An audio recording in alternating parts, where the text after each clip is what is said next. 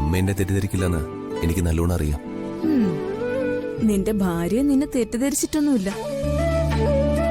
ചില പിണക്കങ്ങള് സ്നേഹക്കൂടുതലിന്റെ, അത് നീ തിരിച്ചറിയണം. ഞാൻ അതൊക്കെ തിരിച്ചറിയുന്നുണ്ടമ്മേ. എന്റെ ഋതുവിനെ ഞാൻ ചതിച്ചിട്ടില്ല.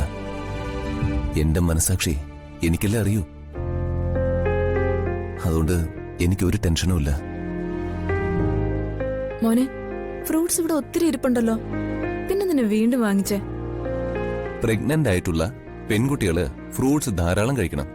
വാഴപ്പഴം, മാമ്പഴം, മുന്തിരി, പാല്, പഞ്ചാമൃതം.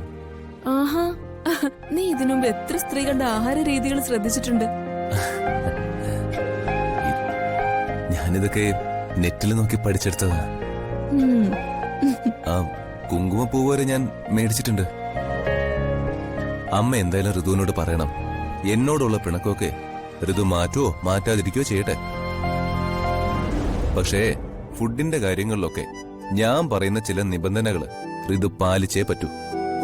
അത് നീ എന്റെ മൂത്തോക്കി പറയുന്ന എന്തിനാ? അവളോട് തന്നെ ചോദിക്കേ, അവളല്ലേ മറുപടി പറയണ്ടേ? ഞാൻ പറയുന്നത് ഋതു കേൾക്കുമല്ലോ അല്ലേ? കേൾക്കും. കേൾക്കണം. ഡെലിവറി വരെ ചില കാര്യങ്ങളില് എന്റെ കൺട്രോൾ ഉണ്ടാവും.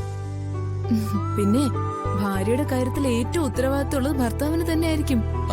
സത്യം പറഞ്ഞ ഈ ഭാര്യയുടെ പ്രസവ വേദനയേക്കാൾ ഭയങ്കരമായിരിക്കും ഭർത്താവിന്റെ ടെൻഷൻ.